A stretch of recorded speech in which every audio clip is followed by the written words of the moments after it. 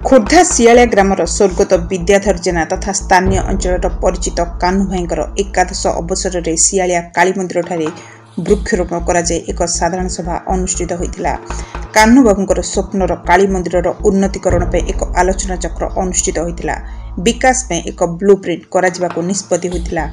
शियालिया ग्राम स्वर्गत विद्याधर जेना स्मरण पर आयोजित स्मृति सभा 108 दीपदान सह कान्हू भाईंकर स्मृतिचारण करा एही स्मृतिचारण सभारे स्थानीय युवनेता तथा समाजसेवी डॉक्टर संजय पट्टनायक, भाजपा वरिष्ठ नेता रश्मि महापात्र, समाजसेवी डॉक्टर शिव कुमार नाली, सांबादिक नवकिशोर महापात्र, युवनेता प्रद्युम्न जगदेव, ब्लॉक उपाध्यक्ष प्रकाश सामंतराय जोग दैथिबा बेले शिक्षाविद धनेश्वर बहिदार स्मृति सभार संचालन करथिले। Bureau report Odisha mobile TV.